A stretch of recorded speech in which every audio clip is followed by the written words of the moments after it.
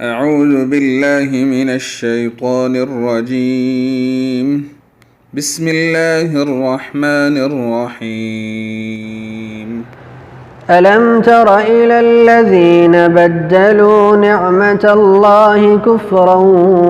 وأحلوا قومهم دار البوار جهنم يصلونها وبئس القرار وجعلوا لله أندادا ليضلوا عن سبيله قل تمتعوا فإن مصيركم إلى النار قل لعبادي الذين آمنوا يقيموا الصلاة وينفقوا مما رزقناهم سرا وعلانية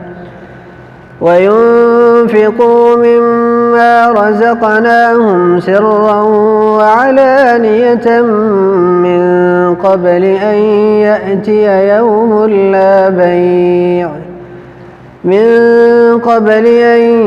يأتي يوم لا بيع فيه ولا خلال الله الذي خلق السماوات والأرض وأنزل من السماء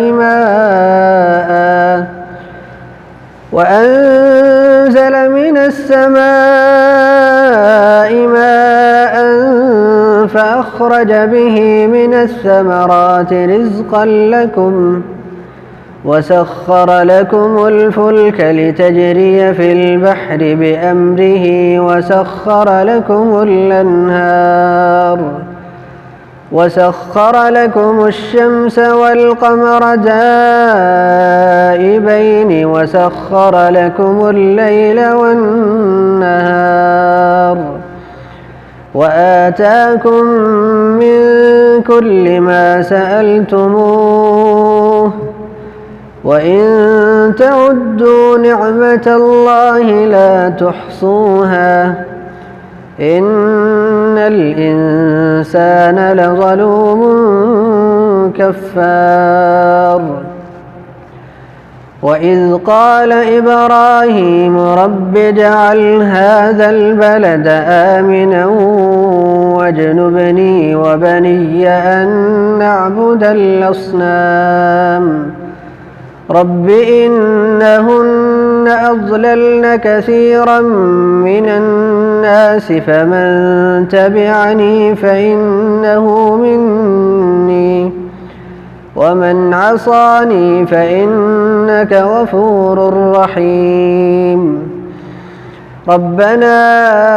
إني أسكنت من ذريتي بواد غير ذي زرع عند بيتك المحرم ربنا ليقيموا الصلاة فاجعل أفئدة من الناس تهوي إليهم وارزقهم من الثمرات لعلهم يشكرون ربنا إنك تعلم ما نخفي وما نعلن وما يخفى على الله من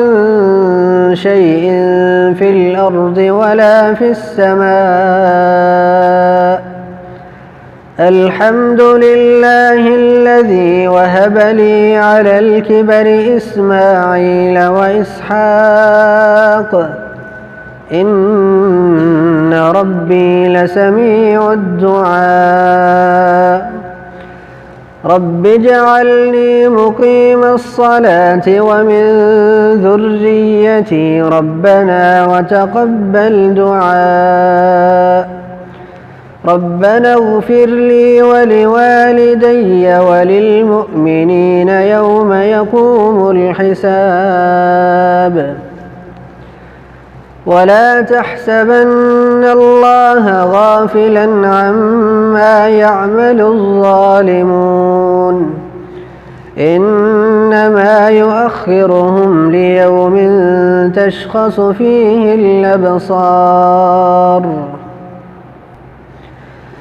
مهطعين مقنعي رؤوسهم لا يرتد إليهم طرفهم وأفئدتهم هواء وأنذر الناس يوم يأتيهم العذاب فيقول الذين ظلموا ربنا أخرنا إلى أجل قريب نجب دعوتك ونتبع الرسل أولم تكونوا أقسمتم من قبل ما لكم من زوال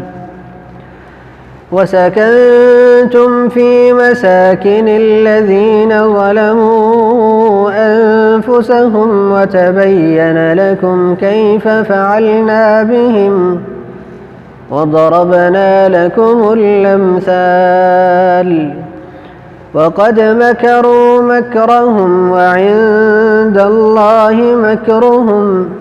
وإن كان مكرهم لتزول منه الجبال فلا تحسبن الله مخلف وعده رسله إن الله عزيز ذو انتقام يوم تبدل الأرض غير الأرض والسماوات وبرزوا لله الواحد القهار وترى المجرمين يومئذ مقرنين في الأصفاد سرابيلهم من قطران وتغشى وجوههم النار ليجزي الله كل نفس ما كسبت إن الله سريع الحساب هذا بلاغ للناس ولينذروا به وليعلموا أنما هو إله واحد وليذكر أولو الألباب.